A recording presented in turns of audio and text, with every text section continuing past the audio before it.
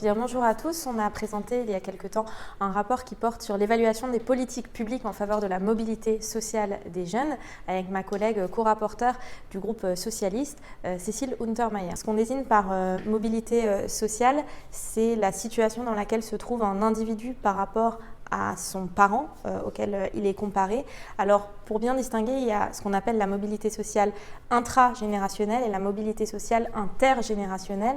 Celle qui est intragénérationnelle, c'est-à-dire que c'est la mobilité sociale qui est au cours de la vie d'une même personne, puisqu'on peut changer de position sociale au cours de sa vie. Et la mobilité sociale intergénérationnelle, c'est la mobilité sociale entre un individu et son parent. Et cette dernière, elle peut être bien entendu ascendante ou elle peut être descendante. Alors qu'est-ce qu'on constate dans notre rapport? Deux choses importantes. Premièrement, c'est que la mobilité sociale des jeunes, elle stagne depuis une vingtaine d'années. Et deuxième chose, c'est qu'on est face à des dispositifs en termes de politique publique qui sont très très nombreux. On parle d'ailleurs de maquis des politiques publiques des jeunes avec des vraies difficultés pour s'y retrouver. Face à ces constats, eh bien, on s'est demandé comment on pouvait faire mieux.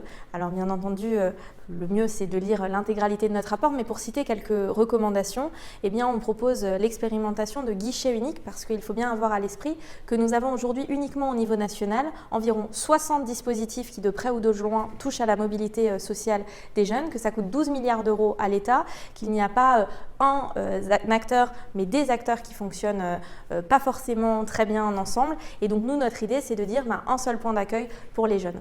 Ensuite, une deuxième recommandation qui est très forte et qui plutôt est à destination des responsables politiques, c'est de dire qu'on aimerait avoir des documents de programmation pluriannuels, donc dans des lois de programmation pour la jeunesse, afin de permettre de mettre en place des dispositifs sur le long terme qui puissent être évalués tant du point de vue de leur efficacité que de leur point de vue budgétaire. On propose également plutôt à destination des lycées et des établissements d'enseignement de renforcer la mixité sociale dans ces établissements, puisque l'on sait que ce sont des politiques qui concourent à une plus grande égalité des chances sur le long terme.